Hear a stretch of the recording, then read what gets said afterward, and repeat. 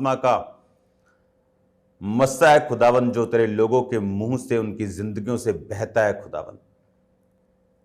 आज मेरी प्रार्थना है मेरे सामर्थी परमेश्वर, जितने जन खुदावन इस जीवन जल को सुने, तेरे वचन को, तेरे पाक पवित्र वाणी को सुने खुदावन, वो सेम ना रहे।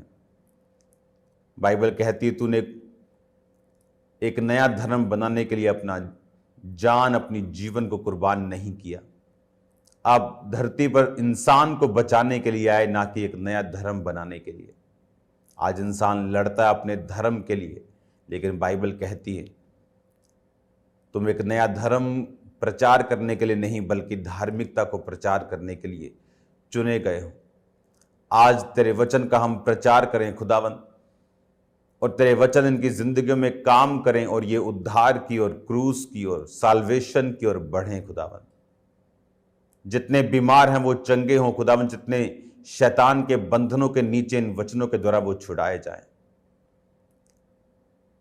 इनके घरों में तेरा उद्धार आए, इनके घरों में तेरी बरकत आए खुदावन।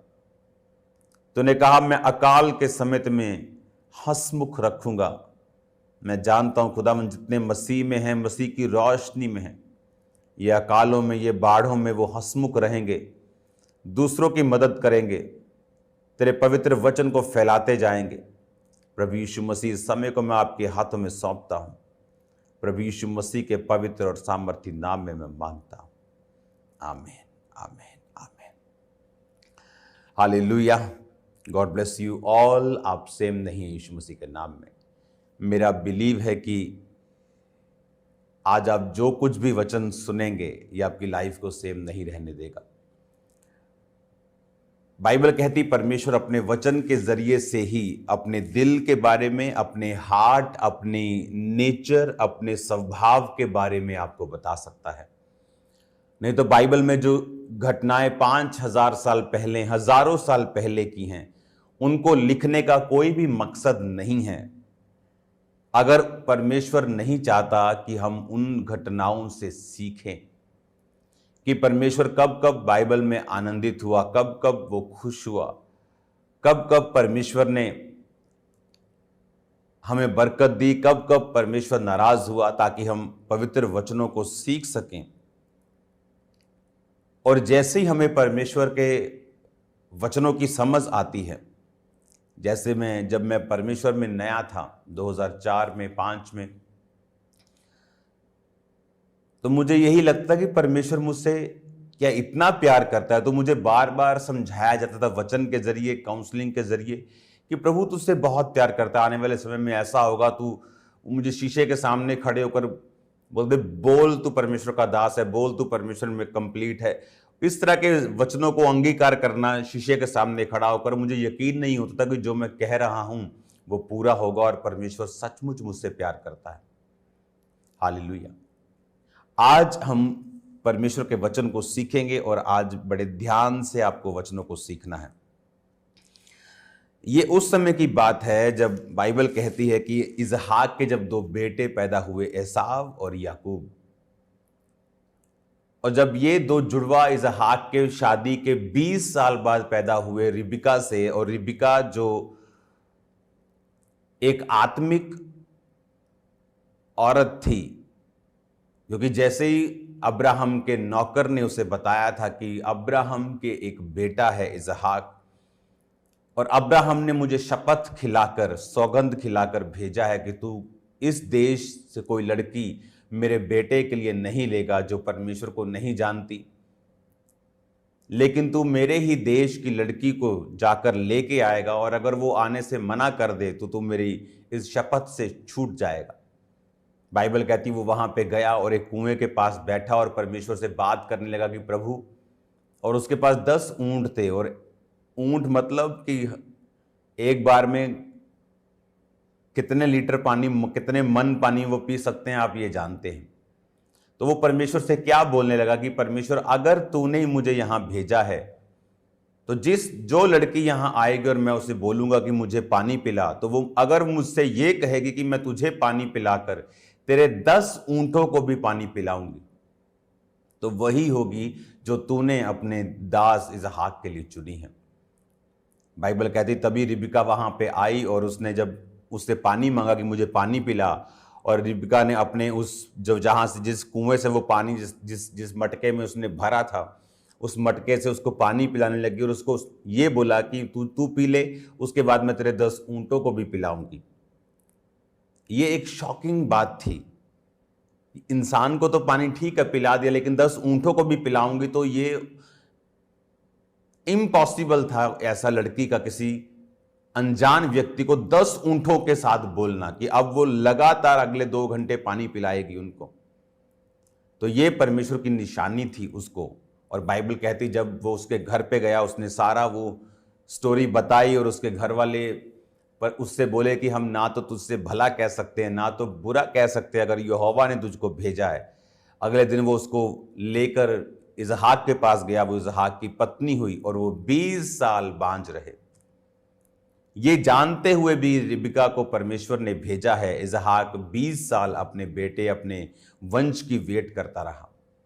जब भी इसमें बहुत सारे पहलू हैं, जब भी परमेश्वर की कोई बड़ी योजना होती है बाइबल में, अगर आप ध्यान से पढ़ेंगे तो उन व्यक्तियों की जो जिंदगी थी वो आम जिंदगी की तरह वो आसान लाइफ नहीं थी, बरकतों से भरी हुई थी लेकिन इजी नहीं थी। अब्राहम को अपने वंश के लिए 100 साल का इंतजार करना पड़ा,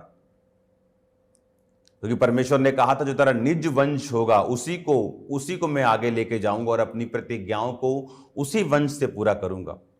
उसके बाद इसहाक को 20 साल अपने बच्चों का इंतजार करना पड़ा। जब भी कोई बड़ा घर बनता है उसे टाइम नहीं लगता, लेकिन अगर आपने छोटी सी झोंपड़ी बनानी हो, छोटा घर बनाना हो, तो आप उसे जल्दी बना लेते हैं। लेकिन अगर बड़ा ताजमहल बनाना हो तो उसे समय लगता है। एक बड़ा घर बनाना हो, चट्टान पर बनाना हो, तो उसे समय लगता है। कई बार परमेश्वर जब आपकी लाइफ में काम करता है, अगर बाइबल में आप देखेंगे तो बहुत से कम ऐसे बच्चे हैं जिनकी अनाउंसमेंट स्वर्गदूतों के द्वारा की गई है आने से पहले। सैमसंग उनमें से एक था। लेकिन अगर आप उनकी भी स्टोरी को पढ़ेंगे तो उन सैमसंग के जो माता पिता थे वो धर्मी होने के बावजूद बुजुर्ग हो चुके थे और उनके कोई भी संतान नहीं थी। कई बार परमेश्वर आपको इतनी बड़ी एक आशीष जो आपके जनरेशंस के लिए होती है, जो देशों को बचाने के लिए होती है, कई बार उसे आपकी लाइफ में मैनिफेस्ट करने के लिए, वो बच्चा हो, वो कोई भी चीज हो सकती है, कई बार आपको बड़ी फाइट और कई बार आपको बड़ा इंतजार करना पड़ता है और पेशेंस रखना पड़ता है। और वचन ये कहता है कि सैमसंग फिर किस तरह से अपने लोगों के लिए उद्धार का कारण हुआ और ऐसा पहला व्यक्ति था, वो पूरी दुनिया में ऐसा इकलौता व्यक्ति था जो गधे की जबड़े की हड्डी से हजारों बंदों को मार देता था। इतना पावरफुल था और वो मस्कुलर नहीं था, ऐसे बड़ा हल्क के जैसा नहीं था, एक नॉर्मल बीइंग था। क्योंकि जब उसमें पावर आती थी और लोग हैरान होते थे कि क्या ये हमारे जैसा नहीं है, लेकिन जब परमेश्वर की शक्ति उस पर आती थी तो वो एक्स्ट्रा ऑर्डिनरी काम करता था। और यही आज का वचन है। जब आप कुरंथियों की पुस्तक को पढ़ते हैं, पहला कुरंथिया 1, आपकी स्क्रीन पर आप उनको देखेंगे, उसकी 1 और उसकी 27 आयत में लिखा, परंतु परमेश्वर ने जगत के मूर्खों को चुन लिया है कि ज्ञानवानों को लज्जित करें, और परमेश्वर ने जगत के निर्बलों को चुन लिया है कि बलवानों को लज्जित करें। परमेश्वर ने जगत के नीचों तुच्छों जो है भी नहीं उनको चुन लिया है, उन्हें ताकि जो हैं व्यर्थ ठहराएं, ताकि कोई प्राणी परमेश्वर के सामने घमंड ना करने पाए। अब यहां पर परमेश्वर ने क्या कहा, हमें यह बात समझनी है कि जब सैमसंग चुना गया था तो मैं आपको फिर बता रहा हूं कि वो मस्कुलर बड़ा बॉडी वाला इंसान नहीं था। नहीं तो लोग ये कहते कि इसकी बिल्डिंग, इसकी जीन्स ही ऐसे हैं, वो परमेश्वर को महिमा नहीं दे पाते। तो वो कहते इसकी कुदरत ने इसको ऐसा बनाया है, मस्कुलर बड़ा बॉडी, डोले शोले, 6 पैक, और इसलिए ये ऐसे बड़े बड़े लोगों को मार देता है, ताकत बहुत है। लेकिन वो आम दिखने वाला इंसान था, आम बॉडी वाला इंसान था, एवरेज बॉडी वाला इंसान था। और जब परमेश्वर का आत्मा उस पर उतरता था तो वो एक्स्ट्रा ऑर्डिनरी हो जाता था। और क्या लिखा परमेश्वर ने नया नियम में, क्यों यीशु मसीह कुर्बान हुए आपके लिए। और आज परमेश्वर का मैसेज क्या है, परमेश्वर ने कहा, परंतु परमेश्वर ने 26 आयत भी पढ़ेंगे, हे भाइयों अपने बुलाए जाने को तो सोचो, ना शरीर के अनुसार बहुत ज्ञानवान, ना बहुत सामर्थी, ना बहुत कुलीन बुलाए गए। परमेश्वर ने कहा अपने बुलाए जाने को सोचो, ना शरीर के अनुसार बहुत ज्ञानवान, ना बहुत सामर्थी, ना बहुत कुलीन बुलाए गए। उसने कहा सोचो तुम, परमेश्वर ने तुमको किस लिए बुलाया है। मैं अपनी फैमिली से बात कर रहा था कि अगर हम पूरी दुनिया में घूमें और देखें जिनको परमेश्वर इस्तेमाल कर रहा है, और उनको भी देखें जो जो प्रभु जिन्हें इस्तेमाल कर रहा है और उनके साथ जो काम कर रहे हैं, आपको ये लाइन पूरी होती हुई नजर आएगी। वहां आपको ज्ञानवान नहीं मिलेंगे। जब भर्ती होती है परमेश्वर के लोगों की तो इसलिए नहीं होती कि ये कंप्यूटर इंजीनियर है, मैं इंजीनियर हूं, इसे परमेश्वर ने चुन लिया, बड़ा अच्छा बोलता है, बड़ा अच्छा। जब मैं चुना गया था, मैं बिल्कुल डिप्रेस्ड, मेंटली अपसेट, सब कुछ, शरीर खत्म, नशे, एक डेड इंसान को परमेश्वर ने चुना, ताकि कल जब परमेश्वर मुझे इस लेवल पर इस्तेमाल करे, मैं ये ना कहूं कि मैं बहुत सामर्थी पढ़ा लिखा था और परमेश्वर ने मुझे चुन लिया। सब कुछ खत्म जब हो गया तो परमेश्वर ने कहा अपने बुलाए जाने को सोचो, ना शरीर के अनुसार बहुत सामर्थी, ना ज्ञानवान, ना कुलीन, ना अमीर बुलाए गए। परमेश्वर ने कहा परंतु परमेश्वर ने जगत के मूर्खों को चुन लिया है। उसने एक मूर्ख को चुना, कहता, ताकि ज्ञानवान जो अपने आप को आज ज्ञानवान समझते हैं, उन्हें लज्जित करने के लिए, उन्हें शर्मिंदा करने के लिए। परमेश्वर ने कहा उसने तुम्हें पवित्र आत्मा दिया है ताकि जगत को वो निरुत्तर कर सके। आज जगत के पास इन बातों का जवाब नहीं। इमेजिन करो कितने सालों से क्रिश्चियन लोगों के ऊपर इल्जाम लगते रहे, ये हीलिंग करके करते हैं, ये पैसा देके करते हैं, लेकिन आज तक कोई साबित नहीं कर सका। क्यों? क्योंकि ऐसा है नहीं, क्योंकि परमेश्वर ने जगत को निरुत्तर कर दिया है। वो हीलिंग्स असली हैं, वो मिरेकल्स असली हैं, ये वचन सच्चा है, ये ट्रू है, कोई गलती इसमें कोई ढूंढ नहीं सकता। 5000 साल पुरानी घटना भी आज नासा वाले बोलते नहीं, जो बाइबल कहती है वो ट्रू है, जो वचन में लिखा है, जो वचन में लिखा है ये देखो आज ये प्रूफ होता है, ये सच है। हालेलुया। इमेजिन करो परमेश्वर ने आपको किस लिए चुना,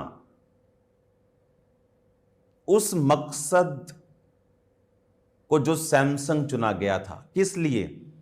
उसकी पावर को दिखाने के लिए, उसकी एक्सीलेंस को दिखाने के लिए, अमेज करने के लिए लोगों को। और बाइबल कहती है आपका चुनाव भी इसी तरह हुआ। बहुत हाई क्लास नहीं बुलाए गए, लेकिन परमेश्वर ने लो क्लास को चुना ताकि हाई क्लास भी लज्जित हो। आने वाले टाइम में वो आपको इतना बढ़ाएगा। सैमसंग के ऊपर आत्मा उतरता था तो वो बड़े अचंभे काम करता था।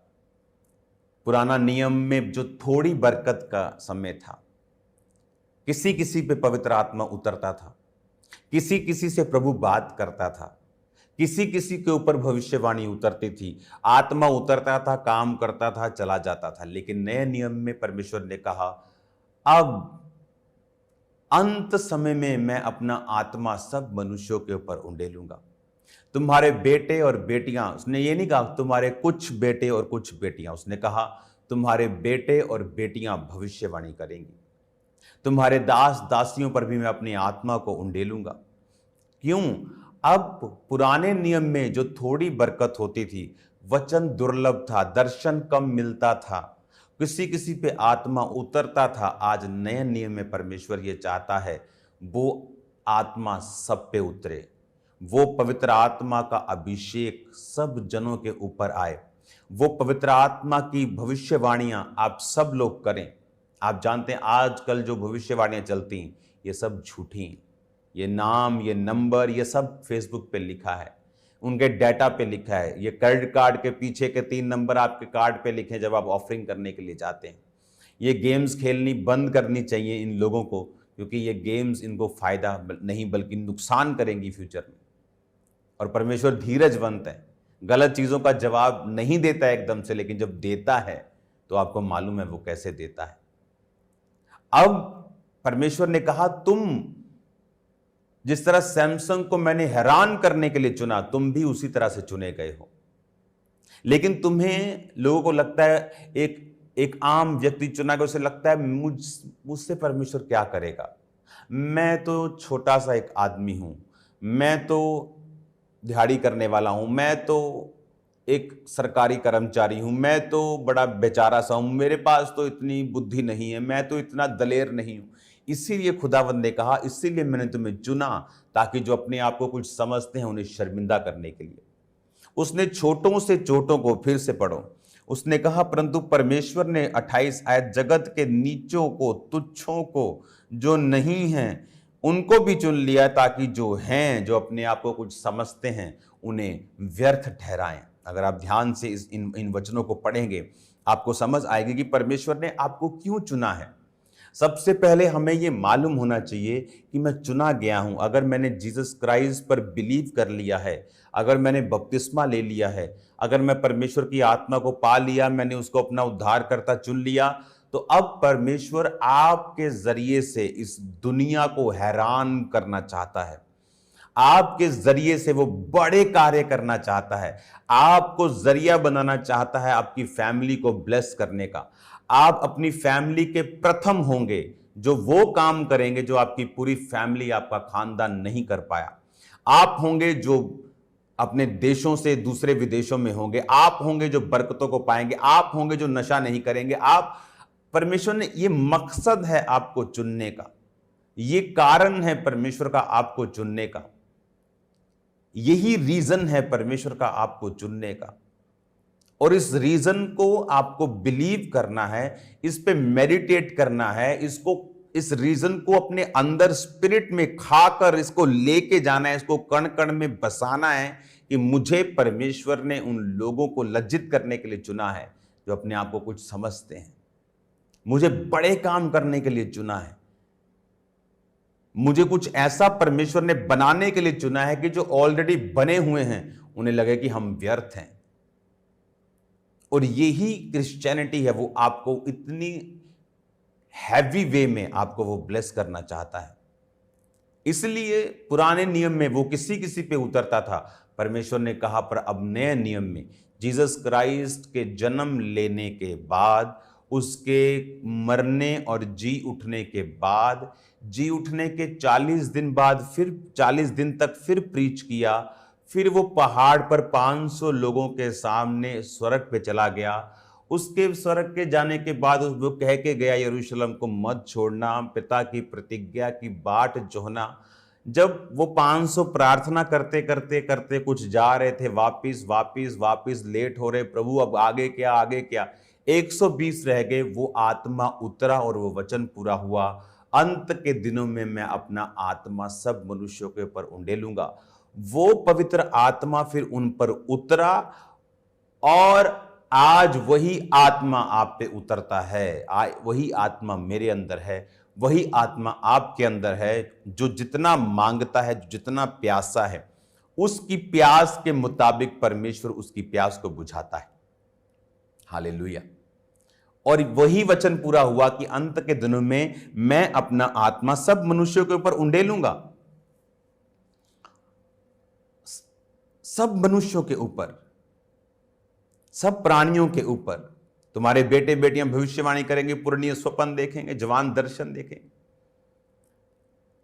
और यही परमेश्वर का प्लान है आप लोगों के लिए, यही परमेश्वर की इच्छा है आप लोगों के लिए कि आप जितना भी डाउन, गरीब या बीमार या लाचार या मेंटली स्ट्रेस्ड, अब मैं गरीब नहीं था जब चुना गया, लेकिन पैसों के अलावा सब चीज़ों में मैं गरीब नहीं था। मैं गरीबी रेखा से भी 500 फुट नीचे हूँगा। पैसे के अलावा शरीर में, अपनी लाइफ में, अपने हर चीज़ में। और खुदा ने चुना, यही उसकी ग्लोरी है कि वो टूटी हुई चीज़ों को इस्तेमाल करता है। ये उसकी हॉबी है। वो उन्हें साफ करता है और इस्तेमाल करता है। और बाइबल कहती, जिस पत्थर को राजमिस्त्रियों ने तुच्छ समझा वो कोने का सिरा हो गया। और इसी के लिए ही परमेश्वर ने आपको अपने पास बुलाया है। मेरा बिलीव है कि आप परमेश्वर के इस बुलाहट की ओर ध्यान देंगे, अपनी लाइफ को एक्यूरेटली परमेश्वर में चलाएंगे। सैमसंग जब तक परमेश्वर में एक्यूरेटली चलता रहा, खुदा अचंभे काम करता रहा। और जब उसने अपनी कमियों के ऊपर काबू नहीं किया और औरतों के पास जाता रहा और व्यभिचार करता रहा, और एक दिन उसी व्यभिचार ने उसे डुबो दिया, वो पावर उससे छीन ली गई और वो आम व्यक्ति बना और दुश्मन ने उसका उपहास किया और उसका मजाक उड़ाया।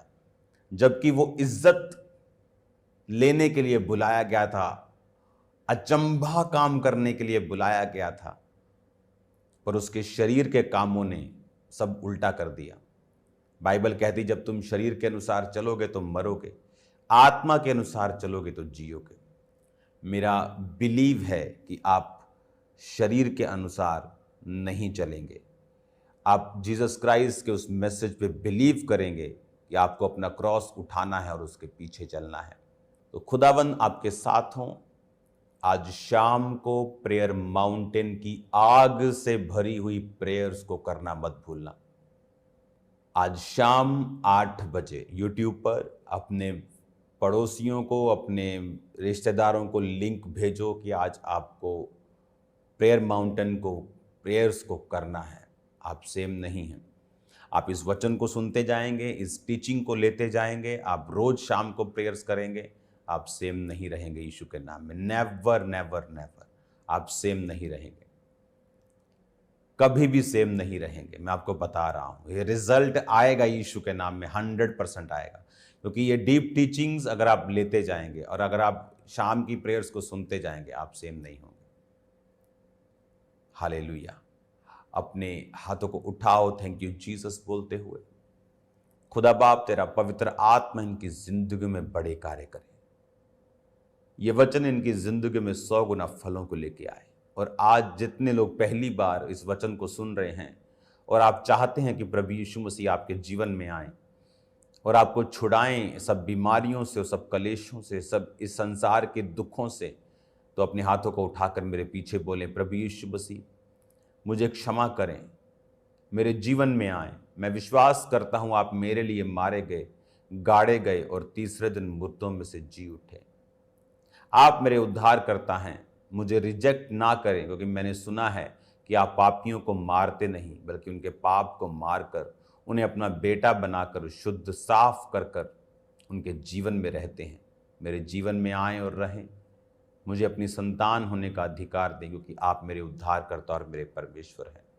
प्रभु यीशु मसीह के सामर्थी नाम में, आमीन आमीन। God bless you all. खुदावंद आपको बरकत दे सबको। हमारा ये विश्वास है कि